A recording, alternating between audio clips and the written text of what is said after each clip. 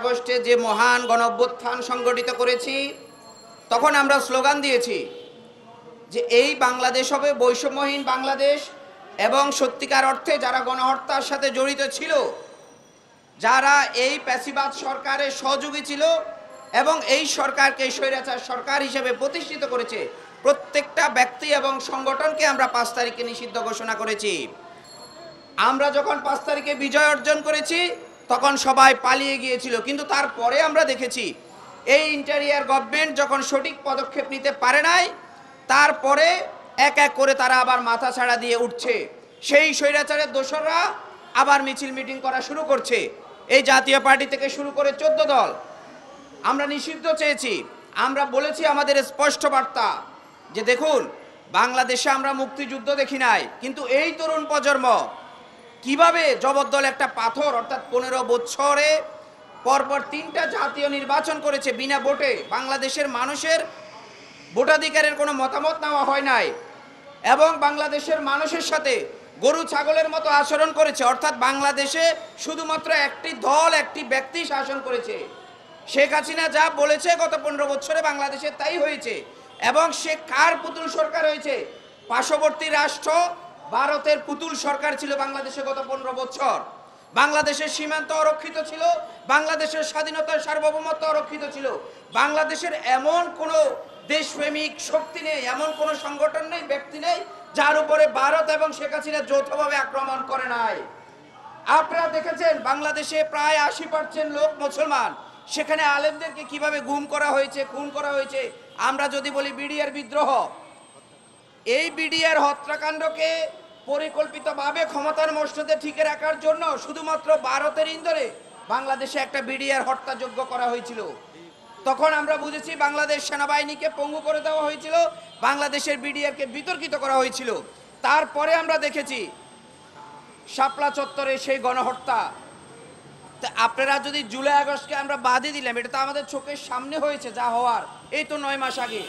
তার আগে যে অপরাধ ছিল, সেই অপরাধে আওয়ামী লীগ, 14 দল এবং জাতীয় পার্টি বাংলাদেশের রাজনীতি করার নৈতিক অধিকার হারিয়েছে।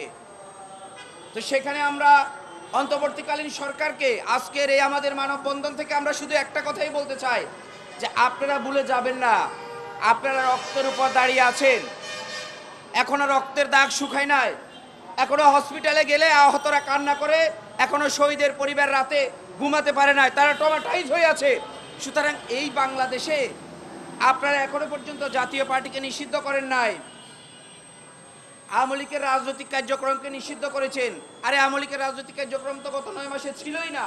আপনারা দল হিসাবে গণহত্যাকারী ঘোষণা করেন, সন্ত্রাসী সংগঠন ঘোষণা করেন, সেই সন্ত্রাস বিরোধী আইনে তাদের নিবন্ধন বাতিল করেন। এই জিনিসগুলো আইনি প্রক্রিয়ায় আমরা বিশ্বাস করি অতি দ্রুত সময়ের মধ্যে আন্তর্জাতিক অপরাধ ট্রাইব্যুনালে তাদের গণহত্যা প্রমাণ হবে, এবং আওয়ামী লীগকে গণহত্যাকারী দল হিসেবে, সন্ত্রাসী সংগঠন হিসেবে বিশ্বের দরবারে কালো তালিকাভুক্ত করা হবে। আপনারা দেখেছেন ভাগ্যের কি নির্মম পরিহাস, যেখানে যুদ্ধ অপরাধীর নামে প্রহসন করা হয়েছে, শাহবাগে গণজাগরণ মঞ্চ করা হয়েছিল জামাত শিবিরের রাজনীতি এবং বিএনপির রাজনীতি নিষিদ্ধ ঘোষণা করার জন্য, কিন্তু আজকে সেই শাহবাগে তাদের কবর রচিত হয়েছিল, তাদেরকে বাংলার জনগণ না না বলেছিল।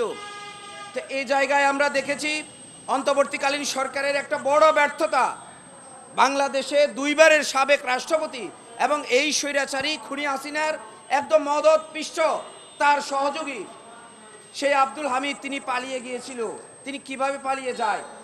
তাহলে হয় সরকারের ইন্ধনে পালিয়েছে, অথবা বাংলাদেশের বিভিন্ন সংস্থা, বাংলাদেশ এয়ারপোর্ট থেকে শুরু করে গোয়েন্দা সংস্থাগুলো, বাংলাদেশ পুলিশ, বাংলাদেশ র্যাব, এগুলো সরকারের নিয়ন্ত্রণে নাই।